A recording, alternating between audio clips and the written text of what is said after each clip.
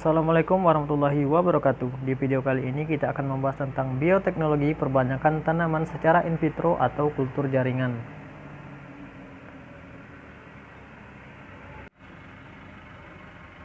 Nah, sebelumnya apa sih kultur jaringan? Kultur jaringan merupakan cara memperbanyak tanaman dengan mengisolasi bagian tanaman seperti sel, jaringan, dan organ serta menumbuhkannya di dalam kondisi yang steril, sehingga bagian-bagian tersebut bisa memperbanyak diri dan menjadi tanaman yang lengkap.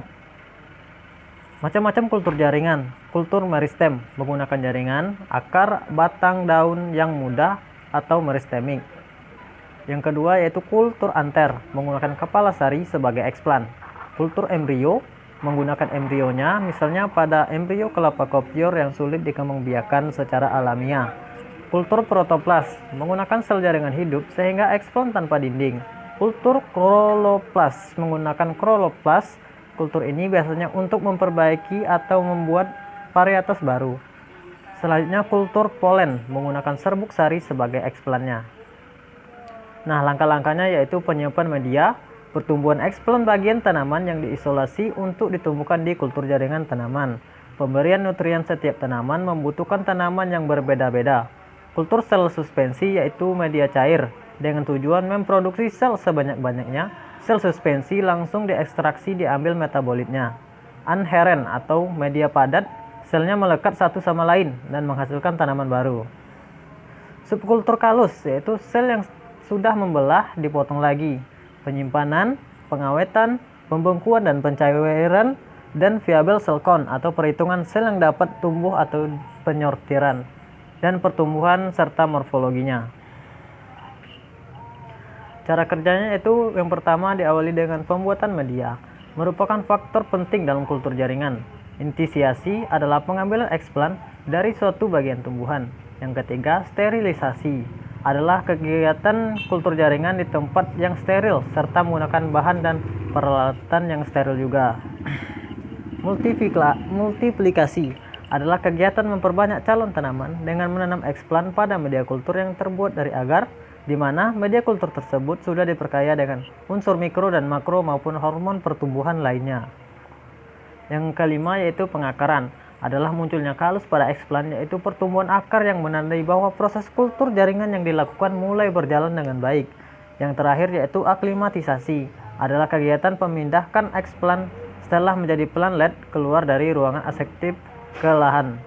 Biasanya pada tahap ini tanaman planlet tadi diberi sungkup atau perlakuan agar beradaptasi dengan lingkungan. Nah, berikut tahapan kultur jaringan pada wortel. Yang pertama yaitu mengambil potongan floemnya dari akar wortel, selanjutnya dipindahkan, tiap-tiap selnya dipisahkan, lalu dikultur serta ditanam dalam medium yang ditambahi air kelapa atau disebut juga dengan media pertumbuhan. Dan selanjutnya jaringan yang ditumbuhkan menjadi planet kecil dan dipindahkan menjadi tanaman wortel dewasa. Syarat pelaksanaan kultur jaringan. Yang pertama yaitu jaringan tersebut dalam masa aktif pertumbuhannya dan diharapkan masih adanya zat tumbuh yang aktif sehingga bisa membantu perkembangan jaringan berikutnya. Yang kedua, eksplan yang diambil bisa berasal dari bagian daun, akar, mata tunas, kuncup, ujung batang maupun bagian umbi. Yang ketiga yaitu eksplan yang diambil adalah bagian tanaman yang masih muda sehingga memiliki potensi tumbuh yang besar.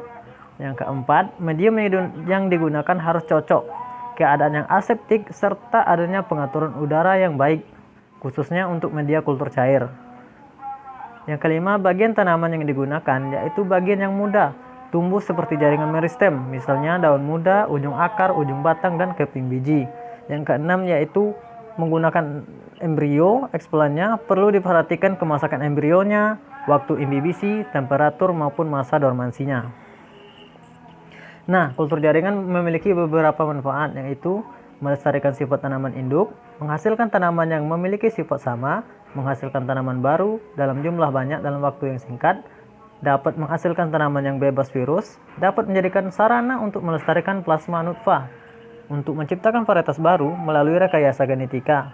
Sel yang telah direkayasa dikembangkan menjadi kultur jaringan sehingga menjadi tanaman baru secara lengkap, dan pelaksanaannya tidak tergantung pada musim.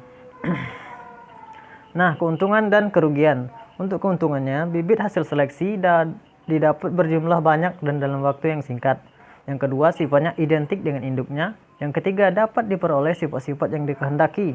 Dan empat, metabolit sekunder tanaman segera didapat tanpa perlu menunggu tanamannya dewasa. Nah, bentuk kerugiannya yaitu bibit hasil kultur jaringan sangat rentan terhadap hama, penyakit, dan udara luar. Yang kedua, bagi orang tertentu, cara kultur di jaringan ini dinilai mahal dan sulit, serta membutuhkan keahlian yang khusus. Dan produk kultur jaringan ini pada akarnya kurang kokoh. Oke, sekian video presentasi dari saya. Terima kasih.